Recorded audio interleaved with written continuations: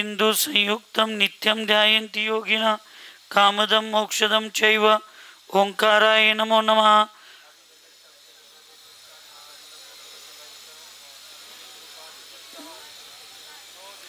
अज्ञानतिमिरान्ध्यानां ज्ञानाञ्जनशलाकया चक्षुरुन्मीलितं तस्मै श्रीगुरुवे नमः।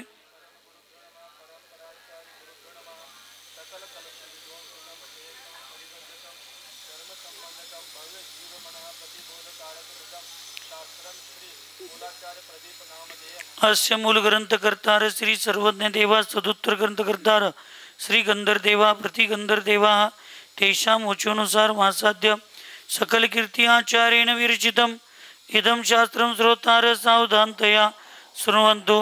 मंगलं भगवान् वीरो मंगलं गौतमो गणी मंगलं कुंद कुंदाद्यो जैन धर्मोस्तु मंगलम्।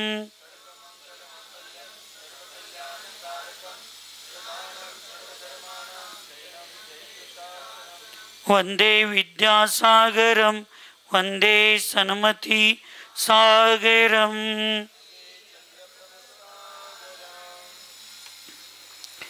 श्रीमन्तं मुक्तिभर्तारं वृषभं वृषनायकं धर्मतीर्थकरं ज्येष्ठं वंदे नन्तगुणार्णवं। श्रीमत्ततीर्थनाथाश्च समाचार प्ररूपकान् सिद्धान् साधून् जगत्पूज्यान् गुणाब्धिन्नौमि सिद्धये। पंचपरमेष्टि भगवान की, अहिंसामय विश्व धर्म की, सिद्धांत शास्त्र की, परम पूज्य आचार्य सकल कीर्ति महामुनिराज की, चारित्र चक्रवर्ती प्रथमाचार्य शांति सागर जी महाराज की, संत शिरोमणि आचार्य गुरुवर विद्यासागर जी महाराज की, शांत मूर्ति वत्सल रत्नाकर आचार्य गुरुवर सन्मति सागर जी महाराज की, 3 कम 9 करोड़ महामुनिराजों की आज के आनंद की।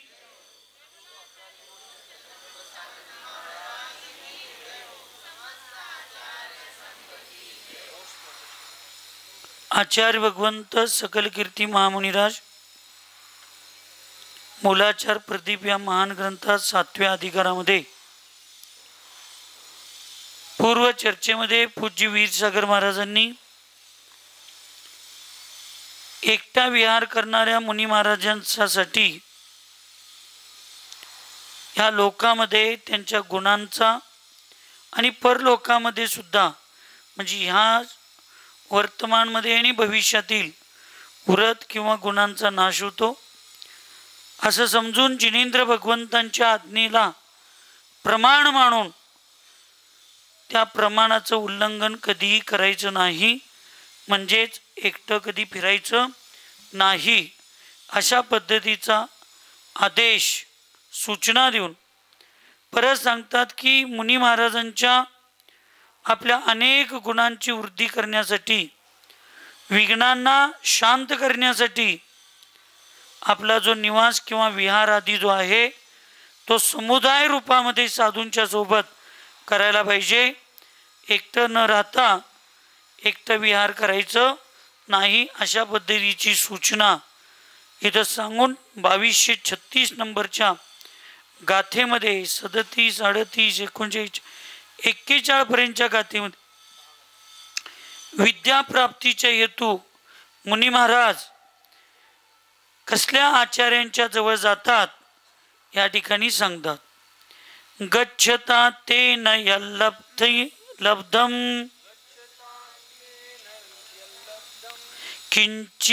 किंचिद्विथार्थिना यदि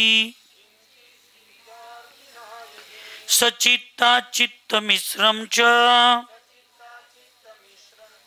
द्रव्यं सत्पुस्तकादिकम् अंतरालेत्र तस्यार्य एष सूर्यर्न चापरे एवं गुण विशिष्टस्यात् सोपि विश्वहितंकर संगानुग्रहाभ्यां च कुशलो धर्म प्रभावक सतां विख्यात कीर्तिर्जिन सूत्रार्थ जिन सूत्रार्थ विशारद सत्क्रियाचरणाधारं षट्त्रिंशत् गुणभूषित गंभीरोब्धिरिवाक्षोभ्य क्षमया स्मासमोमान् सौम्येन चंद्र सादृश्य स्वच्छाम्भुवत् प्रशान्तवान् पंचाक्षरी जये शूरो मिथ्यात्व शत्रुघातक इत्याद्यन्य गुणाधारो योत्राचार्यो जगद्धित अजय्य प्राप्तवान् शिष्य सविद्याप्तै क्रमेण तम. असू दे. आचार्य भगवंत या ठिकाणी सांगत आहेत, मार्ग में चलते हुए उस विद्यार्थी मुनि को पुस्तक आदि अचित्त व विद्यार्थी आदि सचित्त अथवा मिले हुए पदार्थ मिले तो उसको ग्रहण करने के अधिकारी आचार्य ही होते हैं तथा वे आचार्य भी ऐसे होने चाहिए. मार्गक्रमण करत असताना, विहार करत असताना त्या विद्यार्थी मुनी महाराजांना ऐकायला लागलं, पुस्तक अचित्त वस्तू, विद्यार्थी सचित्त वस्तू किंवा आत्मेतील त्याला ग्रहण करण्याचा अधिकारी ते आचार्यच आहेत. म्हणजे काय, मूळ तुम्हाला जे काही मिळेल त्याचे मूल मालक, त्याच्यावर अधिकार गाजवणं हे आचार्यांचंच आहे. म्हणजे जे काही तुम्हाला मिळेल त्याला पहिला तुम्ही आचार्यांच्या चरणामध्ये समर्पित केलं पाहिजे. त्यांनी तुमच्यातली योग्यता बघून वाटलं तर तुम्हाला ते पुस्तक शास्त्र वाचायला देतील. अजून तुमच्यात ती क्षमता नाही अशी वाटली तर ते आपल्यापाशी ठेवतील, कुठेही देतील. पण ती वस्तू किंवा ती व्यक्ती तुमच्या बुद्धीच्या आणि तुमच्या क्षमतेच्या योग्य असेल तर त्याच्याशी किती संबंध ठेवायचे मार्गदर्शन गुरु करतील. आणि हे सगळ्यात मोठा नियम जो आहे, हाच नियम वर्तमान सगळ्या शिष्यांना त्रासदायक आहे. माझ्यामुळं माझे 4 शिष्य तयार झालेत, भक्त तयार झालेत, ते गुरूंच्याकडे जायचं काही काम आहे? त्यांना गुरूंच्याकडे न्यायचं काही काम आहे? माझा दीक्षा दिवस, माझ्यावर प्रभावित होऊन माझ्या एका भक्तानं मला एखादी वस्तू दिली तर ते गुरूंना द्यायचं काही काम आहे? याच्यापेक्षा जेल बरं. अशी विपरीत धारणा साधना करतात आणि संघापासून लांब जाण्याचा प्रयत्न. का ताब्यात राहायचं? जैन धर्मात काय सांगितले? सगळे आत्मे स्वतंत्र आहेत. मग मी स्वतंत्र होण्यासाठी दीक्षा घेतलो आणि यांच्या बंधनात राहायचं आहे. मग अशा अविवेकी बुद्धीला जगात कोणीही स्थिर करू शकत नाही. पूज्य सुधासागर महाराजींनी एकदा प्रवचनात उदाहरण दिलं. ह्या सगळ्यांची दीक्षा नुकता 2-3 वर्ष 2-4 महिने झालेली होती. सुधासागरजी, गुप्तीसागरजी, समतासागरजी बहुतेक त्याच बॅचचे, असे या सगळ्यांची, सरल सागर, स्वभाव सागर, असे कोण कोण काय तर 82 काय 83ला त्यांचे ग्रुपचं. आणि आचार्यजींच्यावर विहार करत गेले. मंदिरात ऐकायला काय सरल सागर महाराज, त्या मंदिरात त्यांना एक चांगलं ग्रंथालय दिसलं. मग ती गेले आणि त्या ग्रंथालयातलं पद्मपुराण काही कुठलं तरी ग्रंथ घेतले आणि 4-5 दिवस आहेत वर का ती वाचत बसले. आणि आचार्यजींच्या एकदा ती लक्षात आलं जाता जाता त्या टेबलला, आचार्यशी विचारले, हा ग्रंथ कुठून आला? इथं ग्रंथालयात आहे म्हणून ते मी वाचायसाठी घेतलो. आचार्यशीने म्हणले, फिर हम किसले? विचारलं तुम्ही गुरूंना? गुरूंची परमिशन घेतला? मग तुम्हाला तुमची योग्यता कुठले ग्रंथ वाचण्याचे आहेत किंवा मी काय करायला पाहिजे, तुम्हाला जर आजच गुरूंना विचारावं असं वाटत नसेल तर तुम्ही भविष्यात काय अनुशासन पालन करणार आहे? आणि मला नेमकं लक्षात येईना, शास्त्र तर ठेवायला लावलेच, पण एक उपवास काय निरस आहार असा काय, तर जेवढे ते सुधासागर सांगत असताना ऐकायला बसलेल्या त्या 2-3 साधूंना सुद्धा सगळ्यांना मिळून ते प्रायश्चित्त दिले. आज शिष्यांच्याकडं काय गोडाऊन भरलंय हे त्या गुरूंनाच माहीत नसते.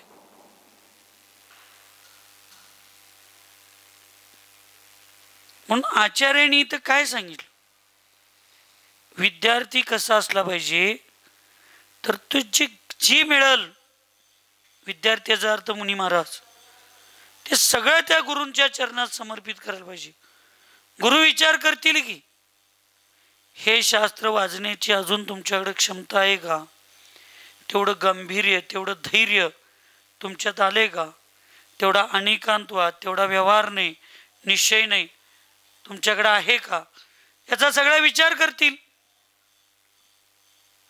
कुठल्या गुरूंना वाटत नाही शिष्य आपल्यापेक्षा मोठा व्हावा, कुठल्या गुरूंना वाटत नाही आपला शिष्य म्हणजे ज्ञानी व्हावा. तुम्हाला ते शास्त्र वाचू नका म्हणतात, याचा अर्थ त्यांच्यापेक्षा तुम्ही पुढे जाचील ही भीती आहे गुरूंना. पण ज्ञान मिळवायच्या नादात जर त्यात दिलेलं गूढ रहस्य समजण्याची क्षमता जर आपल्याकडे नसेल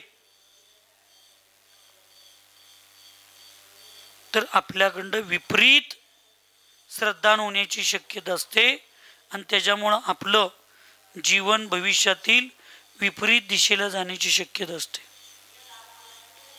म्हणून शिष्य, चित्त वस्तू, अचित्त वस्तू, जे काही पदार्थ मिळतील त्याच्यावर पूर्ण अधिकार कोणाचा आहे म्हणून सांगितलं? आचार्यांचा. मी सांगाल नाही, तिथे लिहिलंय, तुमच्या पुस्तकात आहे की नाही बघा तसं. त्यामुळं जर कुणाचा गैरसमज मी याच्यापूर्वी शिकवत असताना असं शिकवलं असेल आणि तुम्हाला जर शास्त्र प्रमाणच पाहिजे असेल तर इथं लिहिलंय. म्हणून जिनेंद्र देवांच्या आज्ञेचं उल्लंघन करून चालणार नाही. जो समस्त जीवों का हित करने वाले हो, मग ते आचार्य कसे पाहिजेत? जो समस्त जीवों का हित करने वाले हो, सगळ्या जीवांचं कल्याण करणारे गुरु असतात. ज्यांना तुम्ही आचार्य म्हणून निवडलाय ते मुनी महाराज शिकायला गेलेले असू देत किंवा तुम्ही ज्या मुनी महाराजांना गुरु म्हणून मानताय ते गुरु कसे पाहिजेत? सगळ्यांचं हित करणारे पाहिजेत. ते गुरु जलपंथ, जलाभिषेकवाले 13 पंथी आहेत म्हणून 13 पंथींचं फक्त चांगलं व्हावं,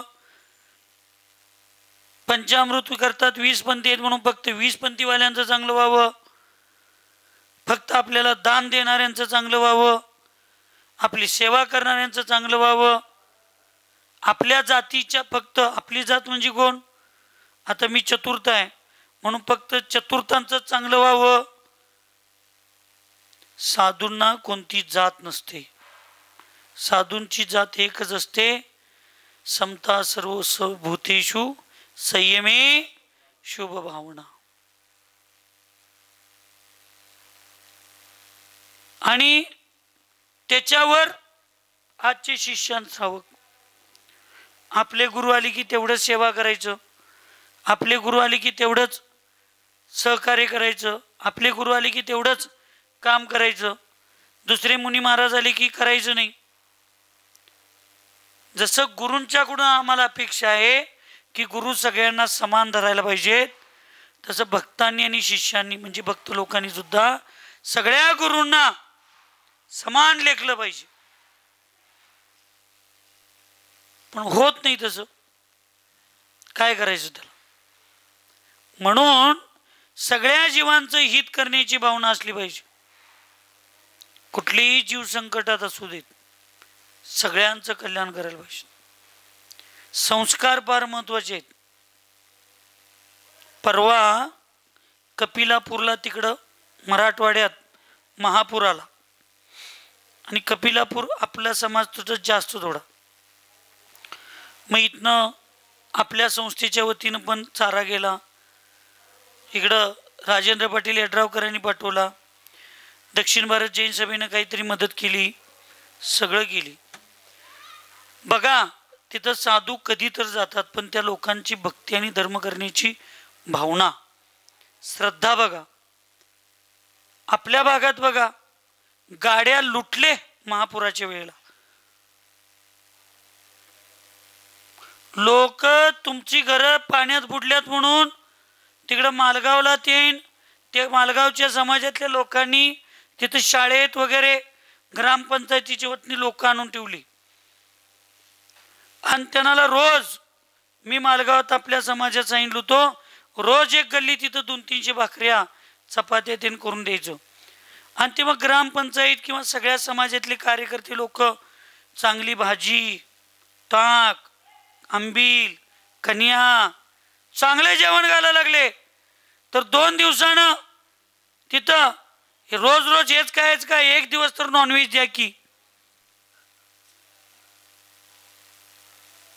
4-5व्या दिवशी बघितलं, ज्या शाळेत विद्यार्थी शिकतात अशा शाळेत महापूर आलाय म्हणून त्या विद्यार्थ्यांची शाळा बंद करून, कारण मालगावला महापूर येत नाही, तिथली शाळा बंद करून त्या गावातल्या बिचाऱ्या लोकांनी, नदीकाठच्या लोकांना, शहरातल्या लोकांना, सांगलीतल्या मिरजतल्या लोकांना त्या शाळेत व्यवस्था केली.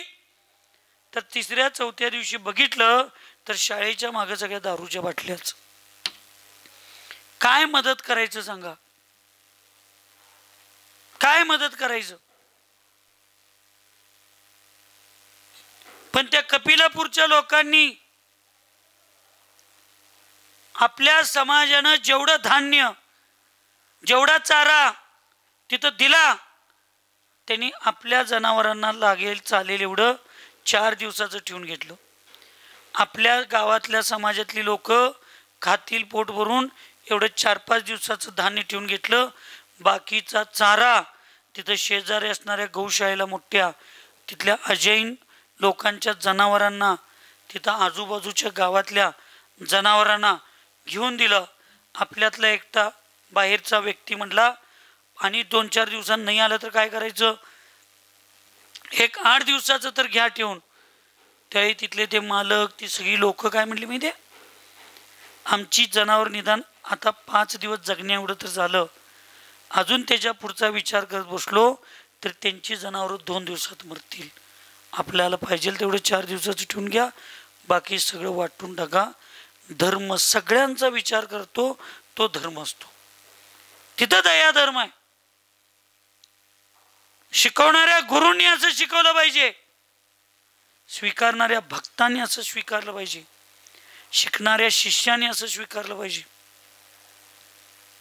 दया, सेवा, करुणा ह्याच्यामध्ये कुठला गती, कुठली जात. आणि हीच लोक गौशाळा काढा, गौशाळेला दान दिलं स्वर्ग मिळतंय, आणि हीच लोक प्रवचन सांगायचं असला साधू आला की हार करू नका, पाप लागतंय. म्हणजे मिथ्यादृष्टी जनावराला चारा गाठला तर स्वर्ग, समजा चुकून ते साधू मिथ्यादृष्टी असतील आपल्या दृष्टीतनं, तर त्यांना एक भाकरी गाठलं तर नरक लागते. मग ते गुरु कसे करुणाधारी. जो चाहो अपनो कल्याण, काय की ते कुठलं कहे सीख गुरु, ती काय 2 ओळी, मोह महामद पियो अनादि भूल आपको.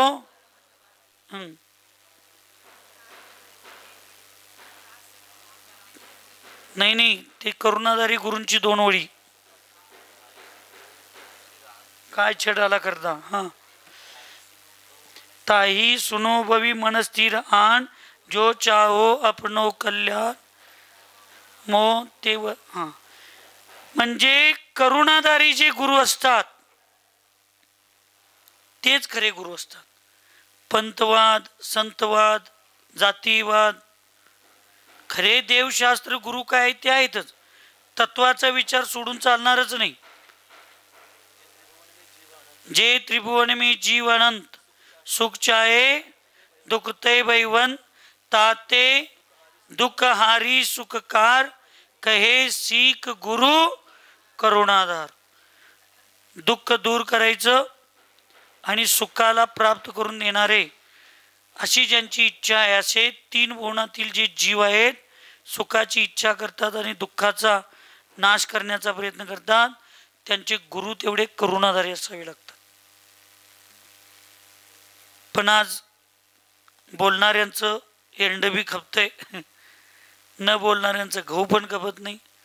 आज या चकाचौंधच्या जगामध्ये मंडप, स्टेज, कॅमेरा आणि ह्या सगळ्या झाल्या गोष्टी की मग काहीही बोला ते चांगलं. पण वास्तविक काहीही बोलण्यापेक्षा शास्त्र बोललं पाहिजे.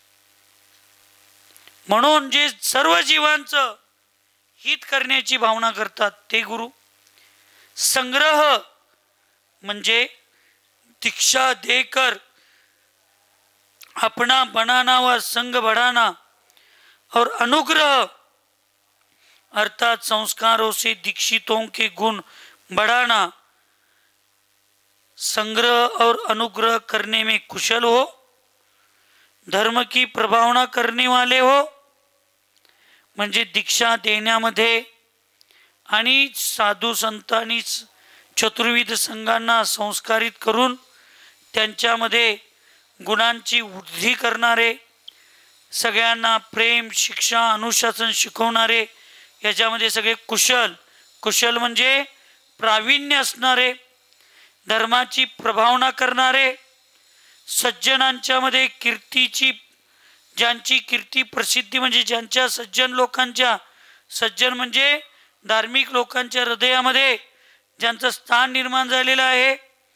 जो जिन सूत्रों के अर्थ कहने में निपुण है, जे जिनेंद्र भगवंतांनी जिनवाणी सांगितली आहे, जशी सांगितली आहे तशी सांगण्यामध्ये जे निपुण प्रावीण्य मिळवलेलं आहे.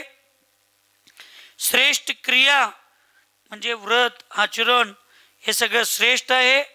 श्रेष्ठ क्रिया और आचरणों के आधार हो, 36 गुणों से विभूषित हो, समुद्र के समान गंभीर हो, परंतु जो कभी भी शुद्ध न होते हो, क्षमा गुण के कारण जो पृथ्वी के समान सर्वोत्कृष्ट हो.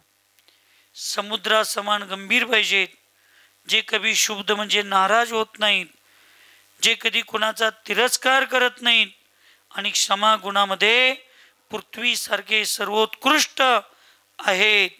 सौम्यता गुण से जो चंद्रमा के समान हो, सौम्य गुणानं माझं तर नाव आलं बाबा. काय द्रोह दे तिकडं. मग आज जर म्हणत होतो माझं काही येतंय का नाही, आहे चंद्रासारखं. सौम्यता गुणांनी चंद्रा समान असले पाहिजेत. म्हणजे चंद्र अंधाराच्या वेळेला सगळ्यांना प्रकाशित करतो, पण त्याची किरणे, त्याचा प्रकाश सूर्यासारखा कुणाला त्रास देतं. चंद्राकडे आपण 5-10 मिनटं जरी मी नव आकाशातला, माझ्याकडे बघायलाच नको वाटते तुम्हाला. सकाळी तर एक म्हणली मला, बाई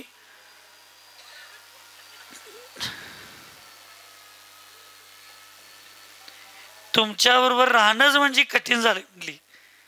म्हटलं बाई तुझं दिवस आहे दादा, पदावर आहे, सगळी व्यवस्था करायला लागली, आता ऐकून घ्यायलाच पाहिजे, काय करायचं. त्या आकाशातल्या चंद्राकडं 1 तास 5 मिनिटं बघत बसा. तुम्हाला किती जणांना डोळ्याला त्रास होतोय सांगा. होतोय त्रास? माझ्याकडे बघितला तर 2 मिनिटात त्रास होईल, पण आकाशातल्या चंद्राकडे बघितला तर त्रास होणार आहे? होत नाही. ते सूर्याकडे बघितल्यावर 1 मिनिट तर कंटिन्यूस आम्ही सूर्याकडं बघू शकतोय, म्हणून तिथं सौम्यता सांगितलं. अंधाराच्या वेळी विश्वाला प्रकाशित करून सुद्धा त्याच्या किरणांचा प्रकाशांची बाधा कोणाला सुद्धा होत नाही. असा सौम्यता गुणांनी युक्त असणारा चंद्रा समान कोण असले पाहिजेत? गुरु असले पाहिजेत. निर्मल जल के समान अत्यंत शांत व शीतल हो. निर्मल जला समान अत्यंत शांत आणि शीतल असले पाहिजेत. पंचेंद्रिय रूपी शत्रुओं को जीतने में अत्यंत शूरवीर हो. पंचेंद्रिय रूपी शत्रूंना जिंकण्यासाठी ते अत्यंत शूरवीर पाहिजेत. मिथ्यात्व रूपी शत्रुओं को घात करने वाले हो.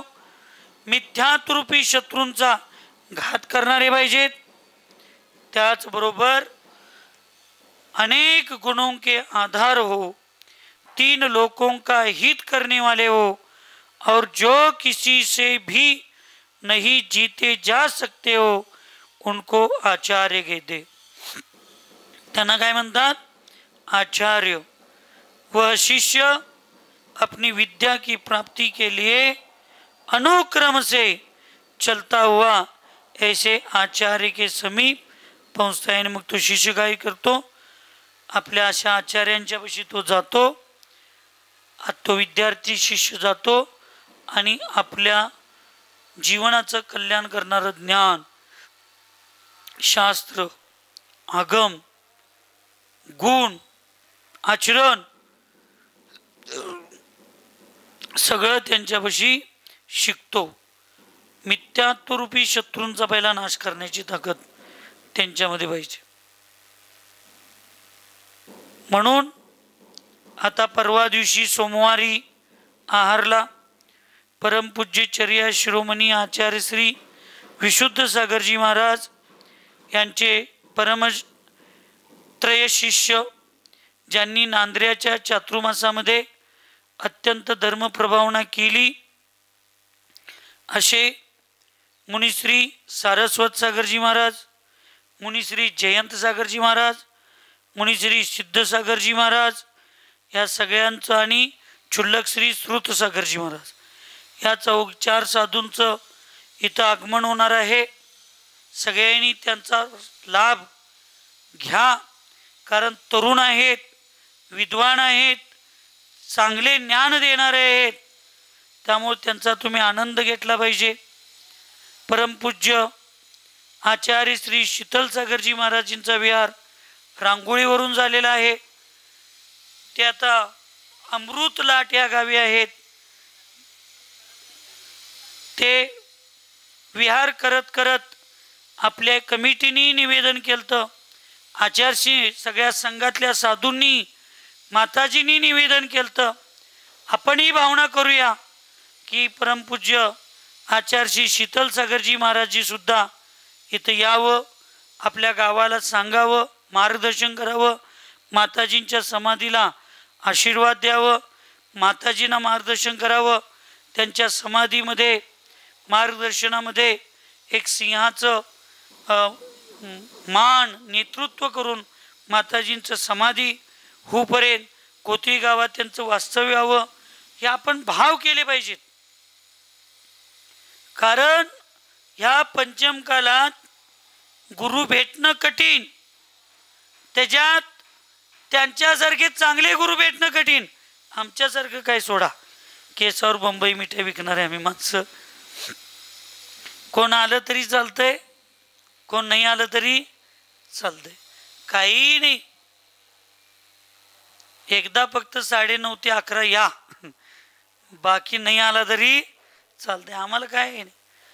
पण असे चांगले महाराज आपल्या गावात यावेत, गावामध्ये धर्म सुरक्षित राहावा, धर्म प्रभावना व्हावी, सगळ्या साधू सगळ्याच समाजातल्या युवकांना धर्माचा लाभ व्हावा, अशी भावना आपण सगळ्यांनी केली पाहिजे.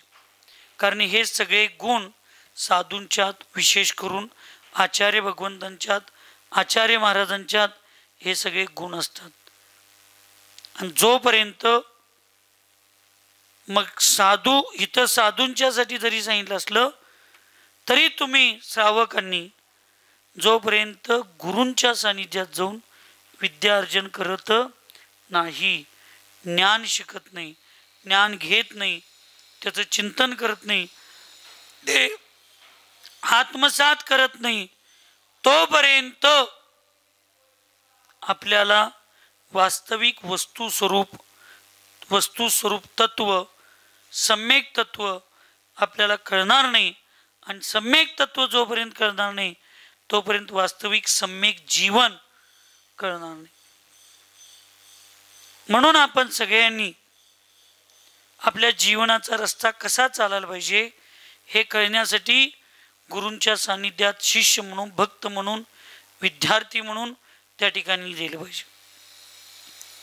हे मानव उसी राह चल जो की जाता है मुक्ति महल, तू दया दान कर और प्रभु ध्यान कर ताकि हो जाए जीवन सफली. हे मानव उसी राह चल.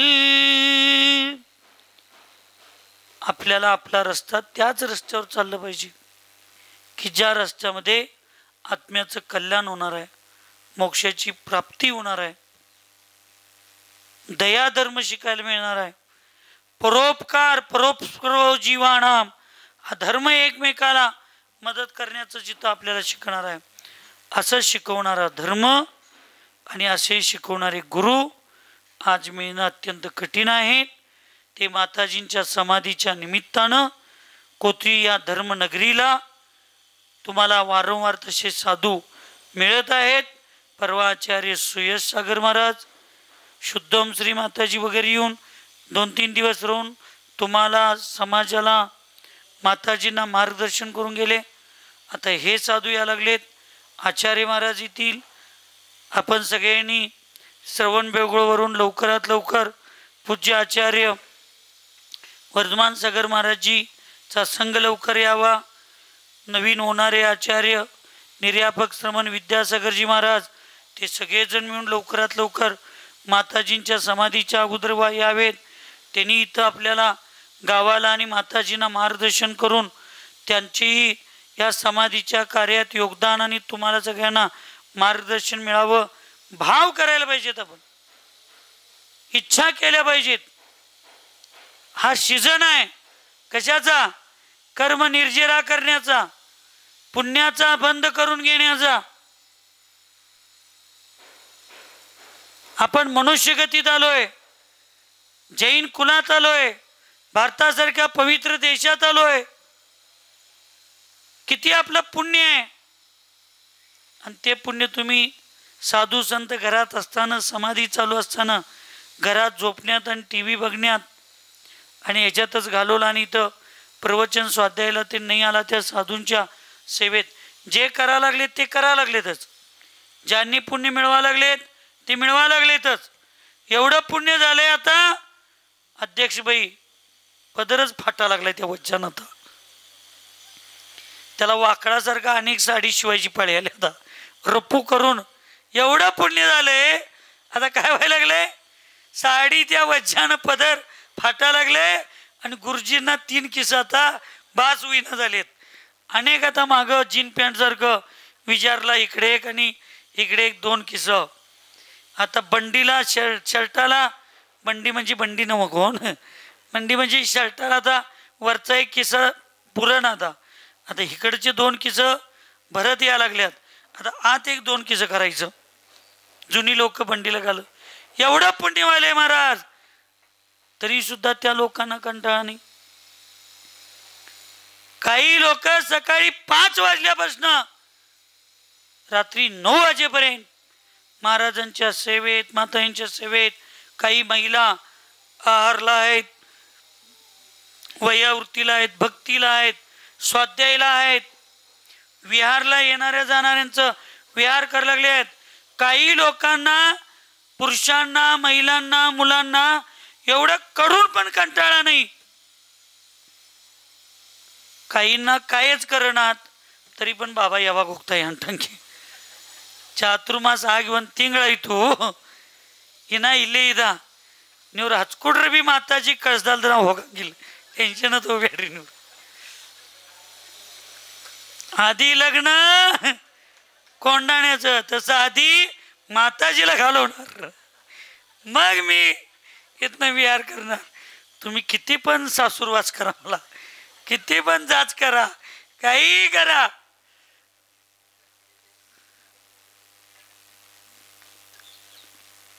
चंद्रकीर्ती सागर महाराजांना राग येणार माहेर आहे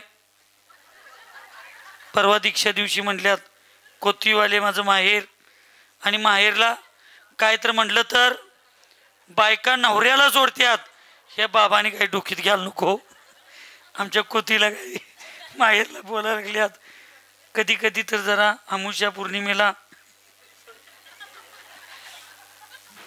कधी कधी शेजाऱ्यांना लहर येत्या ते आणि वारं कधी तिकडे शिरायला नको त्यामुळं चेष्टेत म्हणलोय महाराज मी काय असं रागाने म्हणलो नाही हा काय काळजी करू नका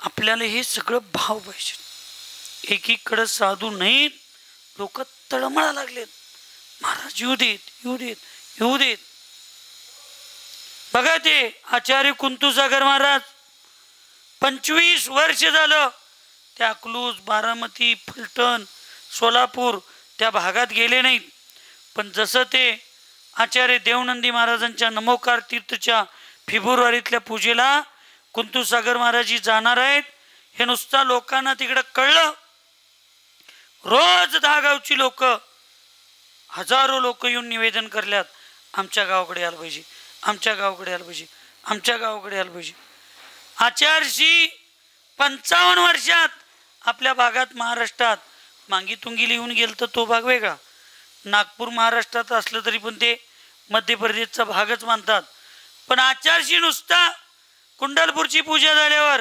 महाराष्ट्रात या लागलेत हे कळल्यावर किती लाखो लोक गेली शिरपूरचा चातुर्मास आचार्यशी म्हणले मी महाराष्ट्रात आलोय असं मला वाटनाच मी अजून एमपीतच आहे तेच ते एमपी वाल्यांना बघवलं नाही आणि जरा आत गेलो कोपऱ्यावर आलोय नुसता शिवेवर आलोय तर आचार्यशींचं एवढं कौतुक झालंय हे मध्ये गेलं तर परत आचार्यशी मध्य प्रदेशकडं येणार नाहीत असा काय त्यांचा स्वार्थ झाला काय कोणास ठाऊक आणि आमच्या दक्षिणेतल्या लोकांची भक्तीला कुठं दृष्ट लागली काय नजर लागली काय कोणास ठाऊक भगवंत येता येता परदानी तुमची आमची अवस्था उपशम श्रेणी चढल्यागत झाली 11व्या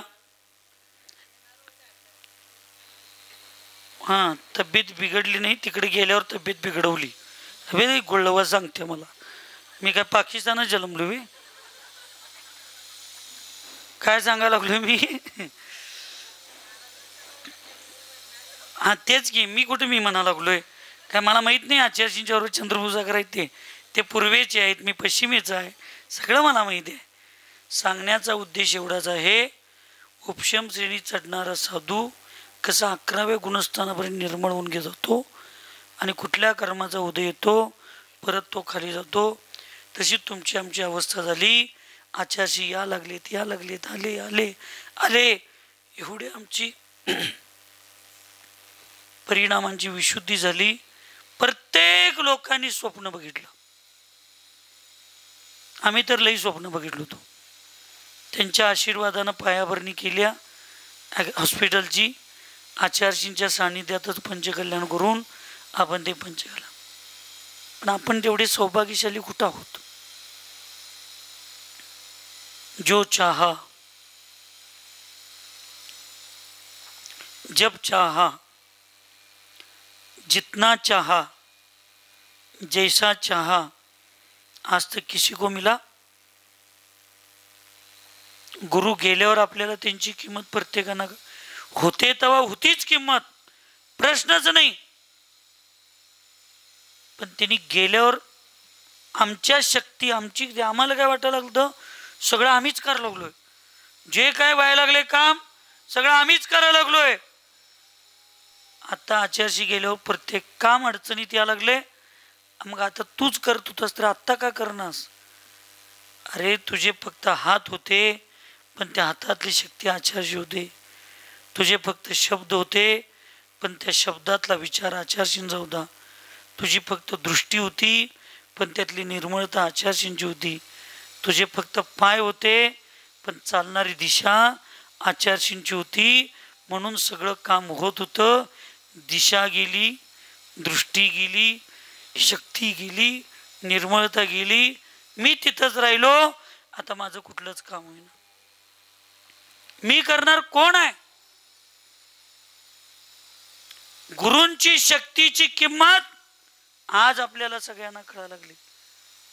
म्हणून जोपर्यंत आपले गुरु आहेत तोपर्यंत त्याचा इतका फायदा करून घ्या, इतका फायदा करून घ्या की भविष्यात आपण रस्त्यानं जात असताना आपल्या गुरूंची आठवण लोकांना येऊ नये, म्हणजे आपल्यात आपल्या गुरूंची छवी लोक बघतील. असं तुमचं माझं सगळ्या साधू संतांचं आचरण होऊ दे, एवढीच मंगलमय भावना व्यक्त करून ह्या भावात आचार्यशींनी अर्ध्यात आपल्या सगळ्यांचा गाडा सोडून गेले.